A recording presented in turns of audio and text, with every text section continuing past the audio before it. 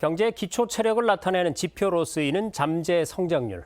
OECD 추산치를 기준으로 보면 우리나라의 잠재 성장률 하락 속도는 OECD 회원국 중에서 빠른 편에 속합니다.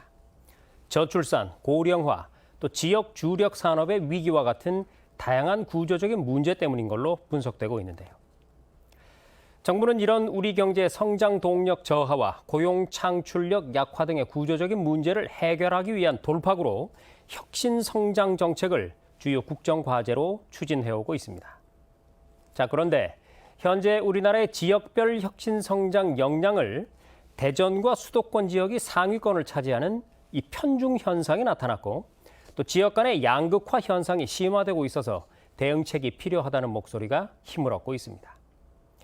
지역 간 혁신 성장 역량의 양극화 완화를 위해서 어떤 정책적 지원이 필요할지, 또 지역 균형 발전을 위한 과제들은 무엇일지 자세히 짚어보겠습니다.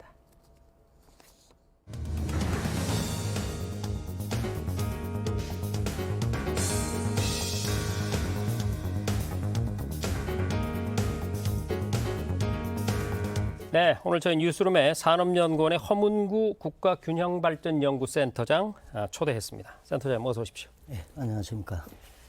자, 앞서 제가 간략하게 설명은 드렸습니다만 최근 우리나라의 성장 잠재력이 약화될 것이다. 이런 얘기가 많이 나오고 있습니다. 이런 얘기가 나오는 이유는 어디에 있다고 보세요?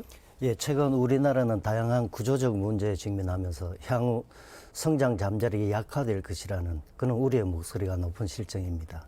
이런 구조적 문제에 대해서는 크게 세 가지 측면에서 말씀드릴 수가 있는데요. 첫째는 저출산 고령화 문제입니다. 2020년에 우리나라의 사망자 수는 출생아 수를 상회하는 데드 크로스 현상을 맞이하고 있고, 이는 실질적으로 인구 감소 시대에 진입하여 향후 우리 경제의 노동력 부족 현상을 야기할 것으로 전망되고 있습니다. 특히 이러한 데드 크로스 현상의 가장 근본적인 원인은 저출산인데요. 잘 아시는 바와 같이 2020년에 우리나라의 출산율은 0.83명으로 세계 사상 유례없는 낮은 수치를 보이고 있고, 이러한 고령화로의 인구 구조 변화는 지속될 것으로 전망되고 있습니다. 두 번째는 일자리 감소 문제입니다. 2020년 코로나19가 발생하면서 우리나라의 취업자 수가 매우 빠른 속도로 감소를 하고 있습니다.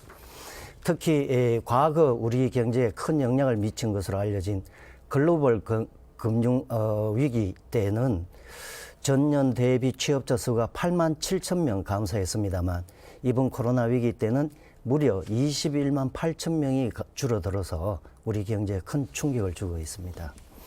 세 번째는 잠재 성장률 저하 문제입니다.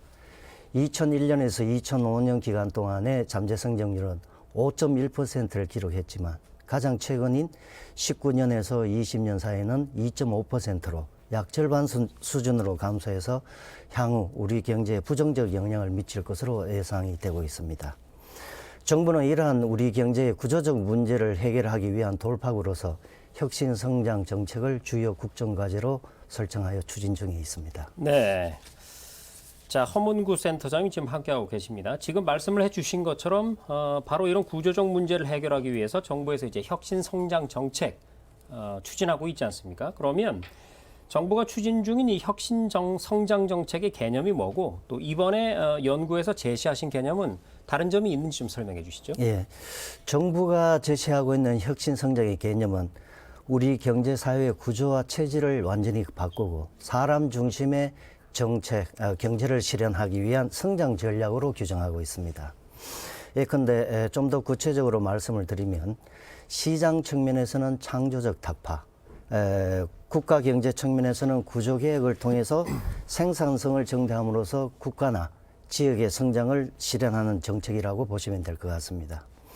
하지만 이번 저희 연구에서는 혁신 성장 역량이 지역 경제에 흡수될 수 있는, 즉 지역 경제 선순환 메커니즘에 기반하여 개념을 정립했다는 점입니다. 좀 더 구체적으로 말씀을 드리면, 혁신 성장의 흐름을 사람, 교육, R&D, 창업, 신산업의 경로를 통해서 경제 활동이 전이되는 구조로 설정을 하고 있습니다. 좀 더 구체적으로 말씀드리면, 지역이 경제 성장 또는 생산성을 증대하기 위해서는 가장 기본적으로 인적 자원, 즉 사람이 뒷받침돼야 되고, 이 사람이란 것은 교육을 통해서 생산성이 높아지게 됩니다. 특정 지역에서 생산성이 높은 전문 인력이 많은 지역에서는 R&D 역량이 제고가 되면서 창업 활성화와 연계가 됩니다. 네. 최종적으로는 이러한 지역에서는 고부가가치의 신산업의 토대가 마련되면서 지역 성장으로 이어진다라는 논리입니다. 그렇군요. 지역의 성장을 구현하는 정책이다. 혁신 성장 정책이라는 것은 그러면은 이번에 이제 연구를 통해서 지역별로 혁신 성장 역량의 종합 지수를 확인을 했다고 들었습니다. 지역별로 어떤 차이를 나타냈는지 개괄적으로 좀 설명해 주시죠.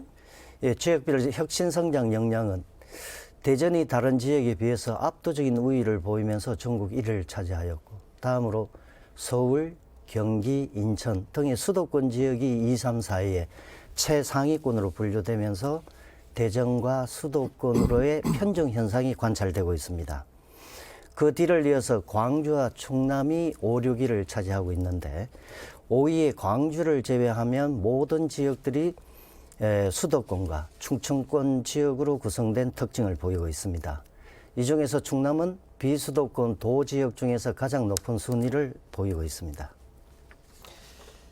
네, 이 혁신 성장 지수가 상대적으로 높게 나온 지역들 지금 표를 통해서도 우리 시청자들께서 보셨겠지만 대전과 수도권인데 이 지역들이 지수가 상대적으로 높게 나온 어떤 그 특징들이 있을 것 같아요. 어떻게 보세요? 예, 그 혁신 성장 역량이 높은 지역은 결국 이번 분석에서 두 개의 축을 기준으로 해서 했습니다만, 하나는 혁신 성장 역량, 하나는 미래 산업 역량입니다만, 이 두 개의 축을 기준으로 하면 전국을 네 개의 유형으로 구분을 할 수가 있습니다. 네.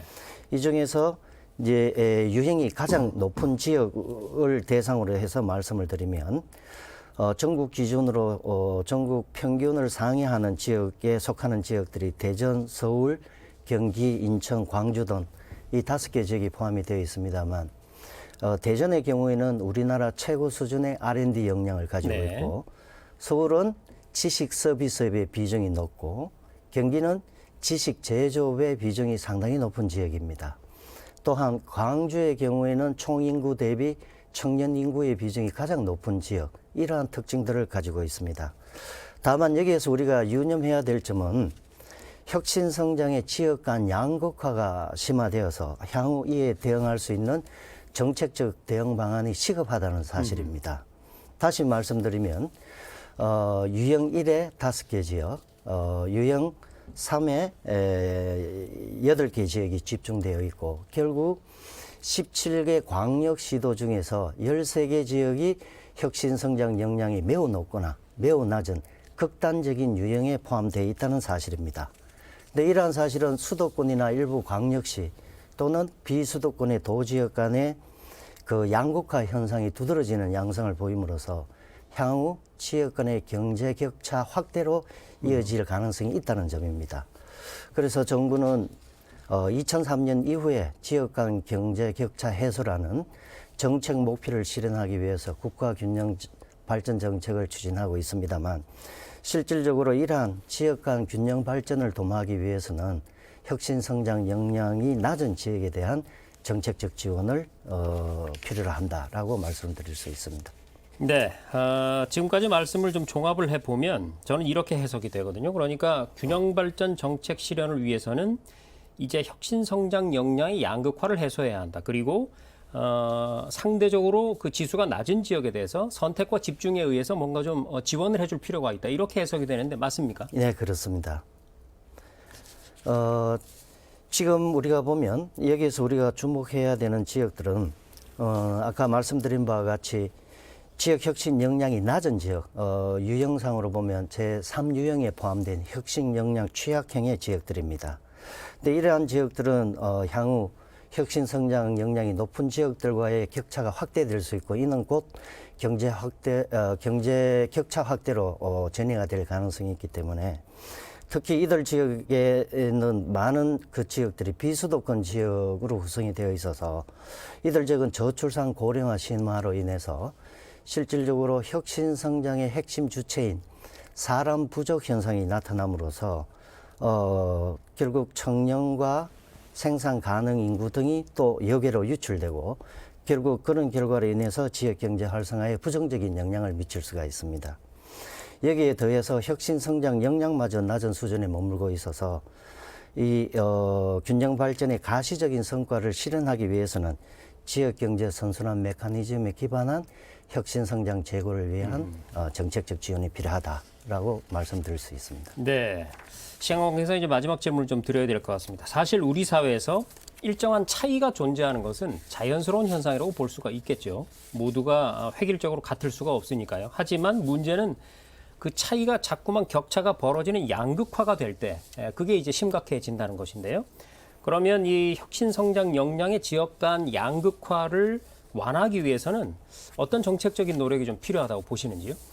예, 일반적으로 우리가 혁신 성장 역량을 강화하기 위해서는 혁신 성장 역량이 낮은 지역의 역량을 제고하는 정책 등이 필요로 합니다만 지금 현재 혁신 성장 역량이 낮은 지역들은 아까 말씀드린 바와 같이 인구 고령화 등으로 인해서 노동력이 부족하는 그런 상황에 직면하고 있습니다. 그래서 이들 지역에 대해서는 노동력이 감소하는 크기 이상으로 혁신을 통한 기술 개발이나 기업 유치를 통한 자본 투자의 정비를 통해서 지역 전체의 생산성을 제고하는 정책을 추진할 필요가 있습니다. 네.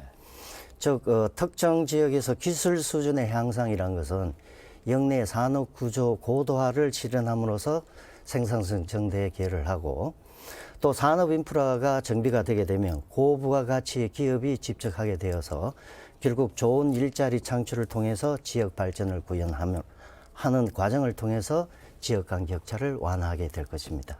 네. 잘 알겠습니다. 사실 과거에도 그랬고 앞으로도 어떤 정부가 들어서든 포기할 수 없는 정책이 바로 국가 균형 발전이겠죠. 네, 지금까지 산업연구원의 허문구 센터장과 얘기 나눴습니다. 오늘 말씀 고맙습니다. 감사합니다.